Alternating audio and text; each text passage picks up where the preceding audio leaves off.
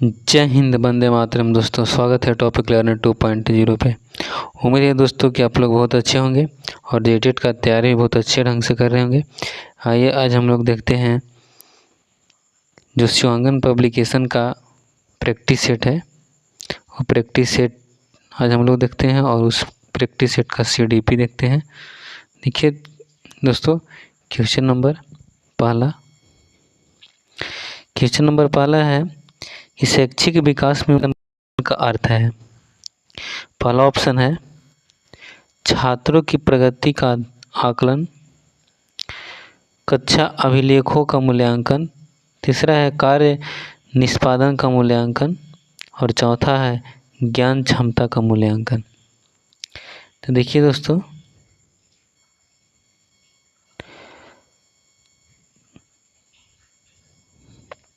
जो शैक्षिक मूल्यांकन है, देखिए विभिन्न परिस्थितियों और संदर्भों में सीखने के साक्ष्य एकत्र करने और उनका विश्लेषण करने की प्रक्रिया है। यह शिक्षकों, छात्रों, अभिभावकों और अन्य हितधारकों को यह समझाने में मदद करता है कि शिक्षार्थी क्या जानते हैं और क्या कर सकते हैं, साथ ही उनकी ताकत और सुधार के क्षेत्रों की पहचान भी करता है। तो अब देखिए इसका सही ऑप्शन क्या होगा।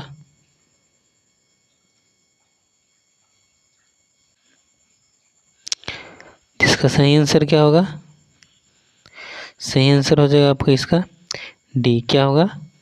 डी, ज्ञान क्षमता का मूल्यांकन। Next question number 2। Question number दूसरा बोल रहा है बाल विकास के अंतर्गत, किसके अंतर्गत? बाल विकास के अंतर्गत गर्भकालीन शिशु और नवजात शिशु के व्यवहार से संबंधित समस्या का अध्ययन किस उपागम के द्वारा किया जाता है? तो उपागम कितना होता है? उपागम 4 उपागम है, जो कि देखिए परिवात्मक उपागम है, दूसरा विकासात्मक उपागम है, तीसरा दैहिक उपागम है और चौथा व्यक्तित्व संबंधित उपागम है।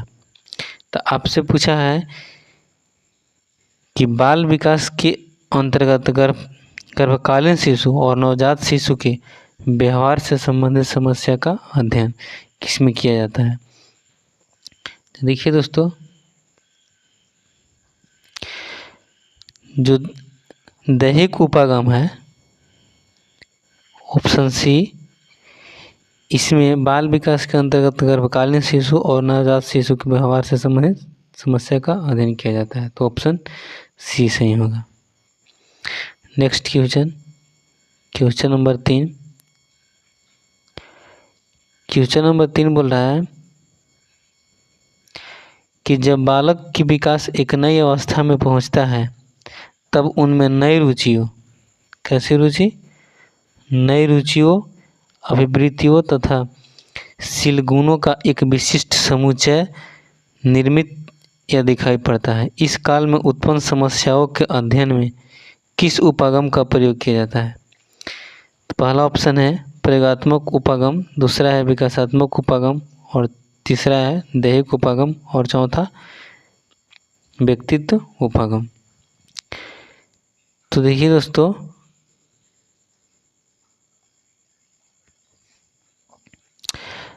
जब बालक विकास की एक नई अवस्था में पहुंचता है तब उनमें नई रुचि और अभिवृत्तियों तथा जो शीलगुणों का जो विशिष्ट समुच्चय निर्मित दिखाई पड़ता है, ये किस समय दिखाई पड़ता है?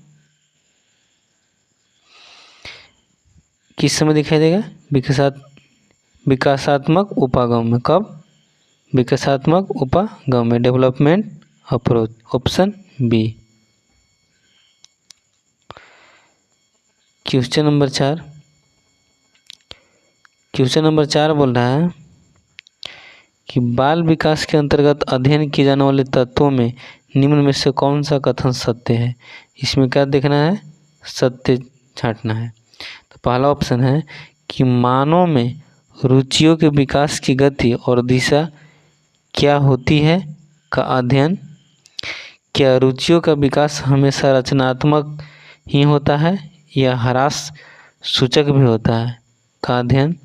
और तीसरा है रुचि विकास के परिवर्तन के कारणों का अध्ययन। और चौथा है उपरोक्त सभी, यानी जितने हैं सभी होते हैं। तो इसका सही आंसर क्या होगा, उपरोक्त सही। क्यों? क्योंकि जब बाल विकास के अंतर्गत अगर अध्ययन करने वाले तत्व अगर आप देखेंगे तो इसमें मानव में रुचि, जो भी मानव या व्यक्ति जो भी हो, मानव में रुचि होगा तभी कोई काम कर सकेगा। तो मानव में रुचि, अब विकास की गति और दिशा क्या होती है इसका भी अध्ययन किया जाता है कि किस दर से विकास हो रहा है और किस दिशा में अध्ययन किया जा रहा है, किस दिशा में हमें आप जा रहे हैं, इसका भी अध्ययन किया जाता है।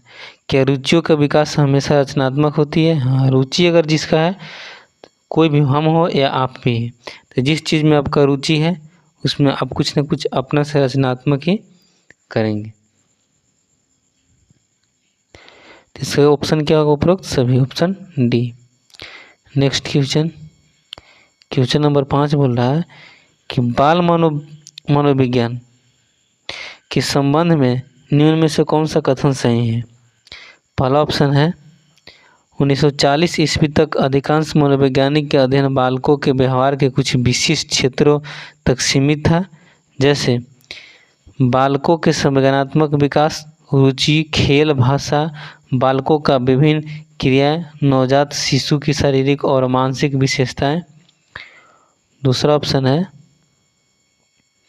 इस मनोवैज्ञानिक के अधिकांश अध्ययन नवजात शिशु और विद्यालय के बचाव तक सीमित थे।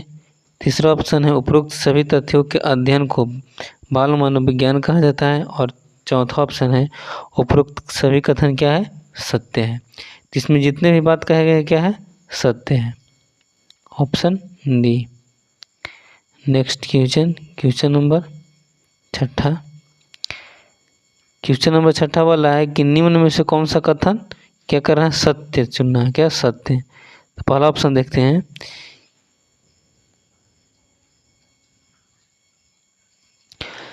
कि जब बाल मनोविज्ञान का अध्ययन क्षेत्र बाल्यावस्था से युवावस्था तक हो गया तो इसे बालक विकास कहा जाने लगा। दूसरा ऑप्शन है युवावस्था से अभिप्राय उस व्यक्ति से जो सेक्स की दृष्टि से तो परिपक्व हो जाता है, किंतु प्रौढ़ावस्था के उत्तरदायित्व, अधिकार एवं सुविधाओं से वह वंचित रहता है। और तीसरा ऑप्शन है बाल मनोविज्ञान से बाल विकास का अध्ययन क्षेत्र बहुत व्यापक और विस्तृत है। और चौथा ऑप्शन है उपरोक्त सभी कथन सत्य है। तो इसका सही आंसर क्या होगा, इसका सही आंसर होगा कि उपरोक्त सभी कथन क्या है, सत्य है, option D. Next question number 7। Question number 7 बोल रहा है कि शिशुओं के मानसिक विकास हेतु निम्न में से किन बातों का विशेष ध्यान रखना चाहिए। पहला ऑप्शन है कि बातचीत का अवसर प्रदान करना चाहिए। हाँ, कोई बच्चा है तो उसका अधिक से अधिक बातचीत अगर करेंगे तब वो मेरा जो मातृभाषा वो सीख पाएगा, और कब क्या बोलना है, कैसे करना है, ये चीज़ें भी हम लोग कहीं देख कर कोई बच्चा सीखेगा। तो पहला ऑप्शन सही है। दूसरा ऑप्शन है निरीक्षण, संवेदन एवं प्रत्यक्षीकरण का अवसर प्रदान करना चाहिए, यस करना चाहिए। कल्पना और स्मृति के विकास का अध्ययन करना चाहिए। स्मृति का कल्पना, किसी के बारे में कल्पना करने के लिए उससे क्या माइंड डेवलप होता है, और स्मृति के विकास के लिए भी ध्यान रखना चाहिए। ऑप्शन सी भी सही है। इसका सही आंसर क्या होगा, इसका सही आंसर होगा उपरोक्त सभी, ऑप्शन डी। कौन सा होगा, option D. Next question number 8। Question number 8 है कि शिशुअवस्था में बच्चों के क्रियाकलाप डैश होते हैं। पहला ऑप्शन है मूल्य प्रवृत्त्यात्मक, और दूसरा है संरक्षित, तीसरा है संज्ञानात्मक, और चौथा संवेदनात्मक। तो इसका सही आंसर क्या होगा, सही आंसर होगा मूल्य, ऑप्शन ए, मूल्य प्रवृत्त्यात्मक। क्वेश्चन नंबर 9 बोल रहा है कि विकास का वही संबंध परिपक्वता से है जो उद्दीपन का डैश से है। पहला ऑप्शन है परिवर्तन यानी चेंज, प्रक्रिया, तीसरा ऑप्शन है प्रयास ट्राई, चौथा ऑप्शन है परिणाम रिजल्ट। तो इसका सही आंसर क्या होगा? इसका सही आंसर आपका होगा प्रतिक्रिया, option B. Next question number 10। Question number 10 बोल रहा है कि शिशुओं के नैतिक एवं चारित्रिक विकास हेतु हमें क्या करना चाहिए? पहला ऑप्शन है माता पिता एवं शिक्षकों को शिशुओं के समक्ष अच्छे आचरण प्रस्तुत करना चाहिए। हाँ, करना चाहिए, क्योंकि माता पिता अगर अच्छा आचरण पर दिखाएंगे, उन लोग के सामने रहेंगे अच्छा से, तो बच्चा भी अच्छा सीखेंगे। दूसरा ऑप्शन है उन्हें महापुरुषों की जीवनी कथा सुनाना चाहिए। हाँ, इससे उन लोग मोटिवेट होंगे और उन लोग भी सोचेंगे नहीं हम भी ऐसा बन सकते हैं।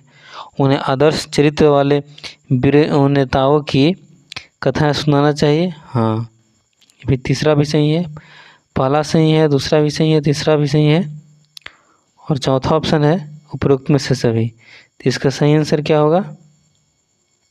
सही आंसर होगा उपरोक्त में से सभी, ऑप्शन डी। क्वेश्चन नंबर 11 है कि शिशु के मानसिक स्वास्थ्य हेतु निम्न में से क्या अत्यंत आवश्यक है? पहला ऑप्शन है बड़ों का स्नेह, दूसरा ऑप्शन है दंड, तीसरा ऑप्शन है पुरस्कार और चौथा ऑप्शन है अच्छे शिक्षक। तो जो शिशु के मानसिक स्वास्थ्य के लिए अत्यंत जो आवश्यक है वो क्या है?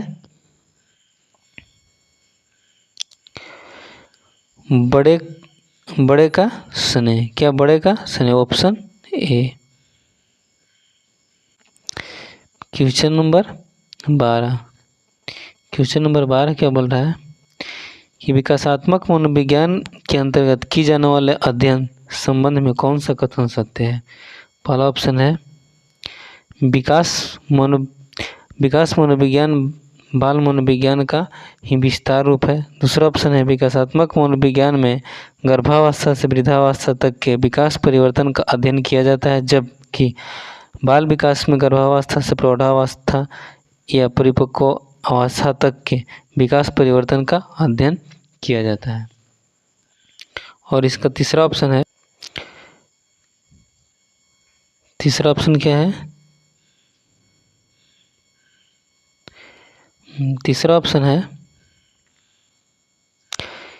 कि विकासात्मक मनोविज्ञान में मानव की सभी शारीरिक, मानसिक, सामाजिक तथा नैतिक क्षमताओं और विशेषताओं के विकासात्मक परिवर्तन का मनोवैज्ञानिक अध्ययन किया जाता है। और चौथा है उपरोक्त सभी कथन सत्य है। इसका सही आंसर क्या होगा? उपरोक्त सभी कथन सत्य है, option D. Next question, question number 13। Question number 13 है। क्वेश्चन नंबर 13 बोल रहा है कि मानसिक स्वास्थ्य के नियम को खोजना और बनाए रखना अध्ययन का ज्ञान केंद्र बिंदु है। तो अध्ययन का जो ज्ञान केंद्र बिंदु है मानसिक स्वास्थ्य के नियमों को खोजना और बनाए रखने के लिए वो क्या है? पहला ऑप्शन है सैफर, दूसरा ऑप्शन है हैडफील्ड और तीसरा ड्रेवर और चौथा लैडेज। तो सही आंसर क्या होगा? सही आंसर कौन सा होगा इसका? तो आपका देखिए ड्रेवर जो है इसका सही आंसर होगा। Question number 14। क्वेश्चन नंबर 14 बोल रहा है कि किसने सबसे पहले बुद्धि परीक्षण का निर्माण किया? पहला ऑप्शन है डेविड बैसलर, दूसरा है एल्फ्रेड बिने और चौथा है चार्ल्स एडवर्ड स्पीयरमैन और चौथा है रॉबर्ट स्टर्नबर्ग। तो आपका जो बुद्धि परीक्षण का जो निर्माण सबसे पहले जो किया था कौन था? Alfred Binet, option B. Next question, question number 15। बालकों में मित्रता की भावना से किन सामाजिक गुणों का विकास होता है? पहला है जब कोई भी बालक अगर मित्रता की भावना से अगर देखता है या चलता है तो सामाजिक गुण का विकास किस तरह से उसको होगा। पहला ऑप्शन है समानता एवं सहयोग, दूसरा ऑप्शन है प्रेम एवं स्नेह, तीसरा ऑप्शन है सहानुभूति और चौथा ऑप्शन है उपरोक्त में से सभी। तो उसमें क्या होगा, उससे समानता एवं सहयोग करने के लिए दोस्त है तो समानता और सहयोग के लिए भी सीखेगा। प्रेम सीखेगा, प्रेम अगर ऑप्शन ए नहीं सीखेगा तो दोस्त हो नहीं सकता है। और क्या सीखेगा, सहानुभूति। तो ऑप्शन कौन सा सही होगा, ऑप्शन डी उपरोक्त सभी। Next question number 16। Question number 16 बोल रहा है कि बाल विकास में बालकों के किस आयु वर्ग को गैंग अवस्था कहा जाता है। पहला ऑप्शन है 6 से 8 वर्ष, दूसरा ऑप्शन है 9 से 11 वर्ष, तीसरा ऑप्शन है 12 से 14 वर्ष और चौथा ऑप्शन है 16 से 18 वर्ष। तो बालकों में जो गैंग अवस्था कहा जाता है कितना एज में होता है, कितना एज में होता है, 9 से 11 वर्ष में। तो ऑप्शन कौन सा इसका ऑप्शन सही होगा, option B. Next question, question number 17। 17 question बोल रहा है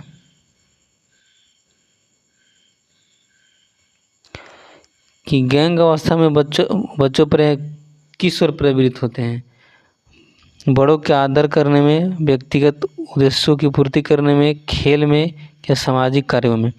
तो जब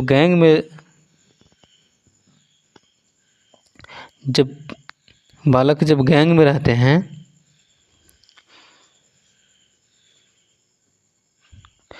तो किससे प्रेरित होते हैं, तो व्यक्तिगत उद्देश्यों की पूर्ति करने के लिए। क्या, option B.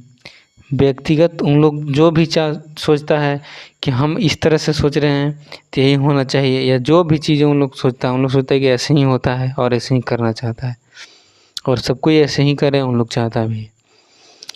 Next question number 18 बोला कि हिंदी को राष्ट्रभाषा कब घोषित किया गया। किसको, हिंदी को राष्ट्रभाषा कब घोषित किया गया। पहला ऑप्शन है 15 अगस्त 1947 को, दूसरा ऑप्शन है 14 सितंबर 1949 को और तीसरा ऑप्शन है 26 जनवरी 1950 को और चौथा ऑप्शन है 14 अगस्त 1947 को। तो सही आंसर क्या होगा इसका, सही आंसर होगा आपका 14 सितंबर 1949 को। Next question number 19। Question number 19 बोल रहा है कि विकासात्मक मनोविज्ञान के संदर्भ में निम्न में से कौन सा कथन सत्य है। पहला ऑप्शन है बाल विकास का अध्ययन, किसका अध्ययन, बाल विकास का अध्ययन क्षेत्रीय वृद्धि अवस्था तक कर दिया जाए तो दोनों में कोई अंतर नहीं होगा। दूसरा ऑप्शन है बाल विकास का विस्तार ही विकासात्मक मनोविज्ञान है। तीसरा ऑप्शन है विकासात्मक मनोविज्ञान में अधिकांश ह्रास सूचक समस्याओं का अध्ययन किया जाता है और चौथा है उपरोक्त में से सभी कथन क्या है, सत्य है। तो सही आंसर क्या होगा, उपरोक्त सभी कथन सत्य हैं।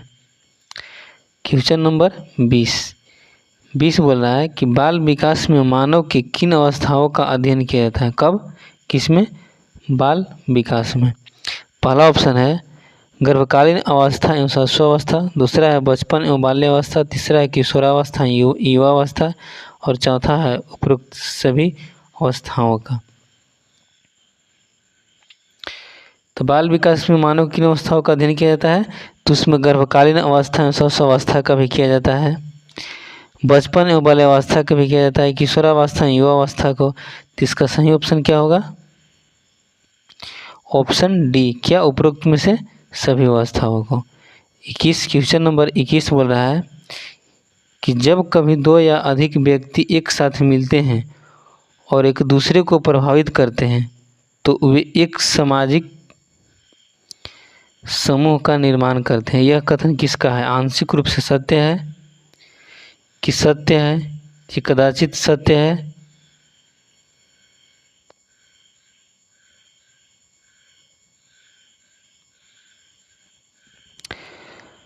कि असत्य है। इसका सही आंसर क्या होगा, क्वेश्चन नंबर 21 का सही आंसर क्या होगा, बिल्कुल सत्य है। Next question number 22। Question number 22 बोल रहा है कि बच्चों के सामाजिक विकास में डैश का विकास महत्व है। पहला ऑप्शन है खेल, दूसरा ऑप्शन है बाल्य साहित्य, तीसरा ऑप्शन है दिनचर्या और चौथा ऑप्शन है संचार माध्यम। तो इसका सही आंसर क्या होगा? अब क्या होगा इसका? खेल। कौन सा ऑप्शन? ए। नेक्स्ट क्वेश्चन नंबर 23 बोल रहा है कि बाल विकास में जन्म के बाद मानव विकास की कितनी अवस्थाओं का अध्ययन किया जाता है? कब? बाल विकास में जन्म के बाद से। तो पहला ऑप्शन है 4, दूसरा है 5, तीसरा है 6 और चौथा 7। तो कितना किया जाता है? 5। Option B. क्वेश्चन नंबर 24 बोल रहा है कि आनुवंशिक प्रतिभा मतलब हेरिडिटी जीनियस नामक पुस्तक के लेखक हैं। पहला ऑप्शन है डॉक्टर ए विंसिप, दूसरा है फ्रांसिस गाल्टन, तीसरा है सोरेंस और चौथा लेमार्क। तो कौन है आनुवंशिक प्रतिभा नामक पुस्तक के लेखक? कौन है? Francis Galton. Option B. Next question number 25। ख्याति की विशिष्टता किसका?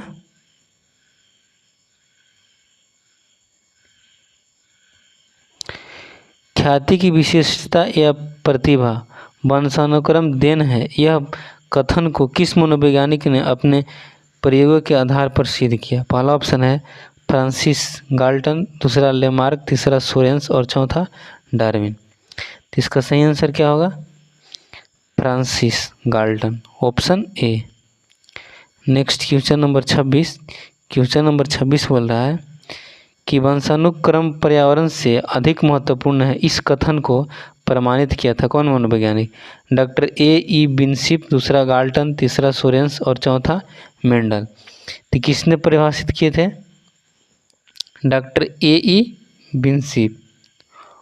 क्वेश्चन नंबर 27 बोल रहा है कि रंग रूप किसका? रंग रूप बुद्धि में भाई और बहन की तुलना में जुड़वा बच्चों में अधिक समानता पाई जाती है, इस कथन को किस मनोवैज्ञानिक ने प्रयोग से सिद्ध किया था? पहला ऑप्शन है विंसिप, दूसरा डगडेल, तीसरा स्टेबुक और चौथा थर्नडाइक। तो किसने किया था? Option D Thorndike. Question number 28 बोल रहा है